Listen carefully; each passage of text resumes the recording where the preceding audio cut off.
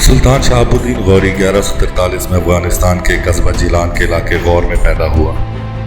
جیلان میں اس کے ننیحال کا گھر تھا جہاں اس کی پیدائش ہوئی۔ ان دنوں شیخ سید عبد القادر جیلانی بغداد سے جیلان تشریف لائے ہوئے تھے۔ انہوں نے شہاب الدین کے کانوں میں اذان دی۔ غور افغانستان کا پہاڑی علاقہ ہے جو کابل اور ہرات کے درمیان واقع ہے۔ اس کو آج کل ہزارستان کہتے ہیں۔ 6 سال کی عمر ہوئی تو شہاب الدین کے والد بہاؤالدین کا انتقال ہو گیا، تو اس کی پرورش اس کے چچا علاؤالدین سام نے کی۔ سلطان شہاب الدین نے بچپن سے اسلامی کتابیں اجمیری امام فخر الدین شیرازی کے والد ضیاء الدین اور خواجہ معین الدین چشتی اجمیری کے والد قاضی غیاث الدین سے قوت السلام کے مدرسہ فیروزہ کو غور کا پایا تخت میں پڑھی۔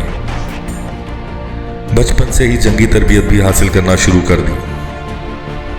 امام غزالی اور ابو علی سینا کی مرتب کردہ کتابیں پڑھیں اور تاریخ و فلسفے کے مضمون خاص توجہ کا مرکز رہے۔ اللہ کریم نے علمی اور عسکری ذہانت سے مالا مال کر رکھا تھا۔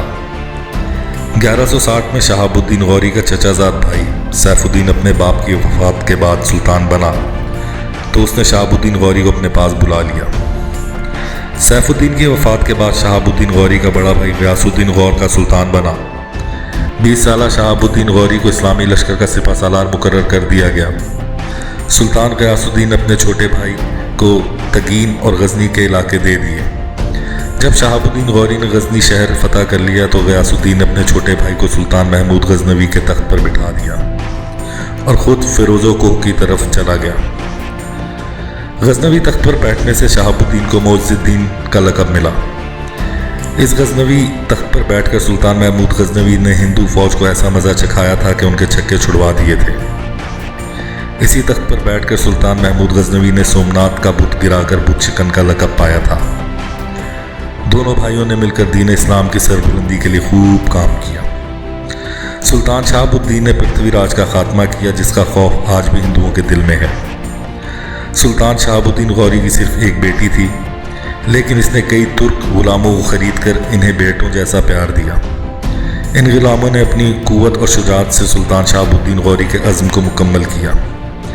ان غلام بادشاہوں میں سلطان بہاؤالدین تغرل، سلطان تاج الدین میدوز، سلطان شمس الدین التمش اور سلطان قطب الدین ایبک کا نام عظیم سپہ سالاروں میں ہوتا ہے۔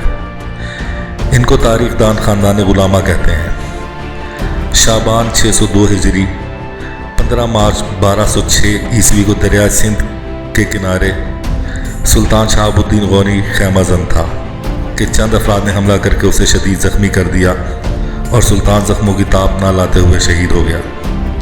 سلطان شہاب الدین غوری ہندوستان میں مسلم راج کا بانی تھا، جس کے نام سے آج بھی ہندو قوم تھر تھر کانپنے لگتی ہے۔ پاکستانی فوج نے جہلم میں سلطان شہاب الدین غوری کے مزار کے قریب بھارتی پرتھوی میزائل کے مقابلے میں غوری میزائل کا کامیاب تجربہ کر کے غوری لشکر کی پرتھوی راج کو دی جانے والی شکست کی یاد تازہ کر دی۔ یہ میزائل بھی شہاب الدین غوری کی طرح اسلام کے دشمنوں کے لیے موت کا پیغام ہے۔